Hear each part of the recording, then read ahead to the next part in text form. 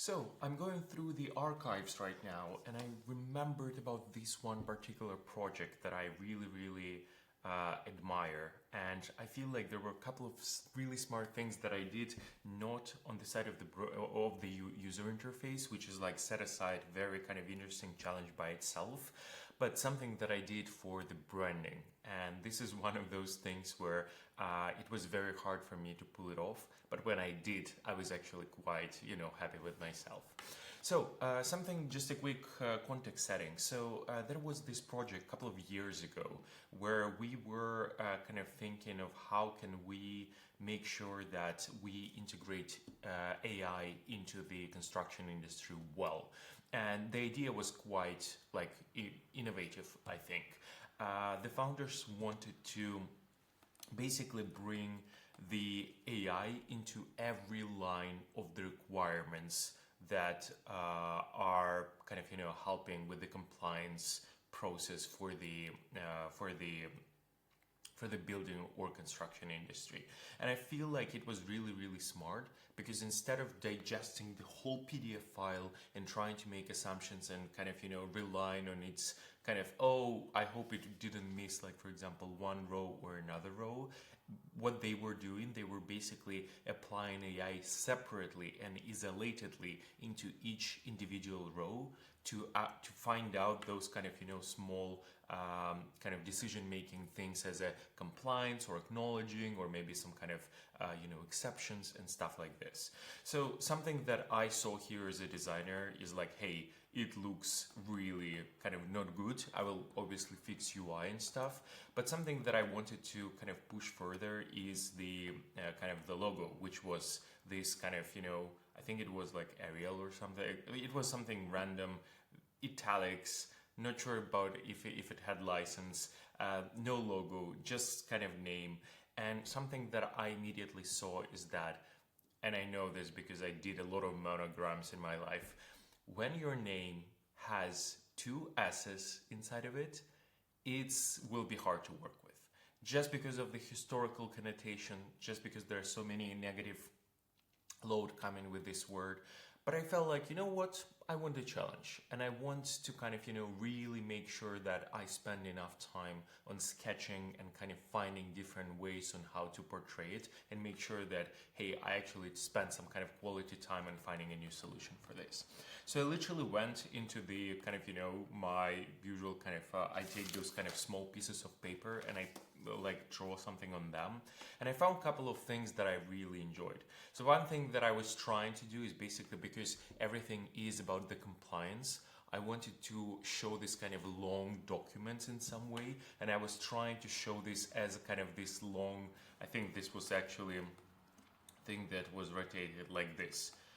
So I was trying to kind of show it as like as curve, like this like papyrus thing that kind of flows again, and it kind of should flow. And I thought that I would apply effects with AI that like to make it look like it's kind of flowing like a little bit through the dimensions here on the kind of on the crisp, on the angles, and that would make it nice. I was also thinking that maybe an easy choice would be to use the kind of this kind of only one S here and then use the kind of intersection of them as thinning parts to make it like a very custom font. And I thought maybe SonicSpec is not actually two words, maybe I can make it work as a one word, but honestly I didn't like this. I felt like you can't really fool anyone. SonicSpec is actually two words because spec especially is like a very complete word and Sonic is a complete word, so it was kind of hard to kind of manage it. Usually something that I've tried to do is taking something from the industry, for example, from the construction industry, there's like a foundation or like helicopter pad or some kind of, these building materials, the bricks. And I was trying to also find the S curves here and maybe find and intersect them like this to make sure that maybe they can be written in different ways. Again, knowing me, I was trying to play with negative space, trying to fill out the middle of the S, maybe separating the S and breaking the whole letter into the couple of components that I can show it like this. this looks like a sperm to me. It didn't really work out. I was trying this kind of view where I was trying to draw one ass and then just fill out the rest with some kind of, filling material. I was trying to go very abstract by literally showing maybe, I thought that maybe two stars between itself can be ass, and then two lines can be ass, and it will be representing like AI and building blocks. And I thought that there might be something with this. And there were a couple of failed attempts at just drawing some kind of weird shapes. I was trying to look maybe some physically impossible shapes that will be incorporating asses inside, so it would kind of be interesting to look at. And when I started drawing, I feel like I went into the wrong direction immediately. So something that I was trying to do is basically I was trying to, do this kind of thing where I had like a small S, and then I would kind of increase one of the lines for it, and I will increase one of them on the top S and then the one in the bottom one. And then the idea here is that it would create this kind of interesting eye in the middle, which would be like AI, like information, but it's also going to be a very kind of stable structure because it reminds me of some kind of, this kind of house. I think this kind of house does look like a little bit like this logo, and I was kind of thinking of shifting. The idea was to make like really dynamic logo, so I wanted to this like middle part to shift like sideways, like as you see here, like instead of doing it in the middle, you can still see like one S here and then another S here, and then it's all like really complied with AI. We can make super slim version, we can make super wide version, and they're both like should work in that case. Meanwhile, I was even like trying to recreate the kind of the work in progress signs. I felt like I was just having fun there. But I was also kind of, again, try to get back. I was trying to make like a building blocks in some kind of way where we would, for example, show the ass through the building blocks and then maybe ass in complete walls. Again, a couple of ways to integrate two asses together so they wouldn't look just like two asses from the very famous organization in Germany. And I was kind of trying to kind of, even like trying to replicate some of the signs, like for example, the warning signs, and then inside of this saying like men working above, I was saying AI working inside. So a couple of those ways of like bringing the fun into the kind of web design to actually kind of, make all of the pop-ups, for example, more interesting and more like, opinionated within this. But something that I still didn't like, I didn't like this approach, even though I knew, for example, that I really liked this font, which is GT Pressura. I feel like this font was amazing for it. It was very kind of, construction blueprinty type of vibes. I kind of liked all of the small details around this font. It looked very kind of constructual. It felt like really, really nice. But I hated this logo. It didn't really hit. It felt like cheap. Even if I was kind of monogramming it into the same color, it was really bad. So I went to draw a little bit more. And something that I've started doing, I started playing with architectural shapes. I was trying to build some kind of skyscrapers. I was trying to build the walls. I was trying to build like how the modern building would look like in 24 by 24 like pixel grid, where I can use like only big abstract shapes, how to make sure that it looks like modern architecture. And this is where I was started like layering different like things using only 3 or 4 colors here. I think there's only 3, like blue, like white, dark blue and light blue, and I was using those only 3 colors as a limitation and only rectangles to make sure that I portray, for example, this overshooting kind of roofs that are very modern that are very popular in modern architecture, or those kind of overshooting roofs with one stand column, or some kind of some abstract walls. And this also looks like an edge of the building when one side of the building is in shade and one another is in the light. So I felt like that was quite smart as well, and maybe some of that should have inspired my kind of imagination on it. And I started to break it down even more, and I think like there was a small eureka moment where we did this thing where I started breaking down S into literal shape, something that I did very early on here. So the idea that I wanted to do is that I still wanted to keep this kind of papyrus shape, but instead of having soft curves between the paper, I was like imagining that I was literally bending paper like this into this straight thing, and I was kind of imagining that if I would bend it very, very kind of straight, it would have this kind of interesting effect where there is like an outer shape and inner shape, and we can, if I will not even show the middle part of it, it will already, people's imagination will draw the line between them.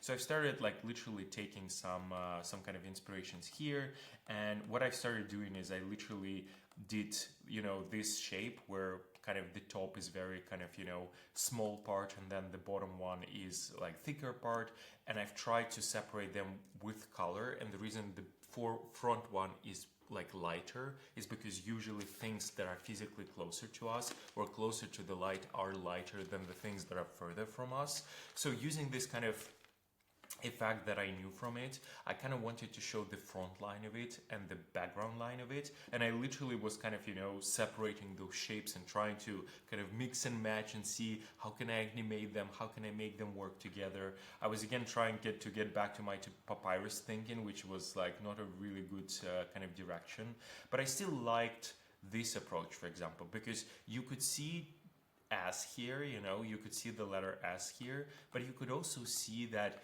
if you will shift a little bit of this kind of front thing in the very top, let me move it. If you will do like this, you can still see the letter S here. And I felt like this was like very good, especially when I started to kind of breaking down into what kind of metaphors I can put into each of those layers. So I started to think like, okay, this represents ceiling, you know, the top one. It feels like, hey, there is a clear separation, there is a room, and there is a ceiling of it. It also reads as I, you know, as in AI, I already said that I wanted to use letter I or A in some kind of interesting fashion, and I feel like I can be read here, because if you will kind of slim it down, you can see I here, and it's just like, you know, those kind of weird, kind of, you know, prolongated I letters in it. It also reads as A, like the bottom part, because you can see that, you know, I can literally make a shape right here that it looks like A together, and I felt like, okay, the negative space is also kind of complete in it. And I can also see the layering and things that I wanted to convey with paper, right? That you have just a lot of paper within and you have a lot of stuff. But again, it's kind of very interestingly mirrors. As I said about ceiling here, where I have this kind of top part that is like a little bit disconnected, the foundation is also represented through the bottom part. And right now we have this kind of, you know, bottom part, so it's literally mirrors itself up. So I also felt it was quite an engineering nice kind of find, you know, that I could find some shape that was really nicely like cross-stitching and very stable no matter how you move it. So again, I got back to this kind of idea of like, I need to kind of play with architecture, and I was literally looking for different buildings that look like it. So I was kind of literally taking this, you know, into my you know, into my references and seeing if this shape reminds this a little bit and if there is any kind of value in using it. I was trying different kind of colors, and this is not for like real design, this is to visually test if something is not working with it. The similar approach, for example, is to flip something horizontally and see if the illustration or anything looks weird. This is like a very old technique, and I was just sometimes cranking up the colors into weird directions to see how the logo withstands any challenges that are happening. And usually if logo doesn't really lose itself with those experiments, it means the logo will be quite durable over the time. Again, I got back to my kind of, you know, using all of those kind of shapes that I said and all of those techniques with color. I started playing with those, like, you know, how can I expand on this? Does it really withstand like tighter colors? Can I zoom in? So this is like a zoomed in version into this idea, and it already looks a little bit more like, you know, conceptual, and I immediately gave it a little bit of a challenge by adding the rounding corners, because I knew that we will use it eventually for social media or for some other outlets, for apps, so there might be some kind of rounding involved. So I was trying to kind of test this logo under different circumstances to see if it's still recognizable in various ways. And then something that kind of just was a very last kind of addition to it. So I still did a couple of iterations with different heights and widths. So basically I was trying to prolongate it, elongate it, stretch it. Like I was trying to make it like in absolutely different directions to see how it works. And I felt like if there were a couple of like really nice challenges with it. I've also tried to introduce some kind of, more logo treatment to it. So how it would look like as a kind of, as a sign on the document, as a fav icon, as all of those kind of marketing materials. And I feel like it started to take shape. It started to be like very purposefully, like kind of reused. I already saw kind of, you can see here again, now I really appreciate this, but you can even read AI here, because you have if you can see that here's A and here's like I, and I feel like it's very kind of interesting to look at those like mini references that you do, because if you can hide some things in the logo that that it means 16 different things that are not accidental, this logo immediately becomes so much like more reasonable to you and more important, and something that you are proud of, even if it's created out of literally three rectangles, even position. So literally, even this is not original, this is just a mirrored version of this rectangle, so there is nothing really kind of, graphically, there is nothing innovative here. We didn't invent new shape. It's literally just using a rectangle, but using it well, finding the proportions, finding the metaphors for each connection of the rectangle makes it completely different story for it. And then in the very end, something that I've tried to kind of put it in perspective in the angle. I feel like that also kind of makes a little bit sense, because first of all, we're keeping the shape, but we are also making it a little bit more interesting to look at. And then the second one, it just adds a little bit of dynamism to the whole thing. And then it maintains everything, but it also adds this kind of idea of, of the kind of, sometimes you display like views of the architectural building in isometric mode, and I wanted to bring that isometry into the design and see how it will actually look like with that. And I feel like it just went from a little bit to my taste, I will say, from too much of a stable and too static logo into something that is more dynamic but have the same kind of, dynamic thought of it, of like, hey, it's actually going always upwards, it's not very static, it's actually learn the progress. You can still see like A and I here, you can still see all of those references that we did before, but now you can see that they're like in a better dynamic shapes, and it's ready to be used. And the final result, and I'm not still like sure about those final kind of way, because there are ways of treating this. Also, like something that I was also proud that we could use, for example, this dark logo, for example, if we wanted to hide it a little bit on the blue background, but also we could easily switch the colors and, for example, make the the colors blue here, and no, I made the wrong thing. So we could easily, for example, make the dark one white, or for example, we can make the dark one blue, and then the light one light, and in this way we can always kind of change the colors. And those exercises that I did, I have to say, they helped a lot with this.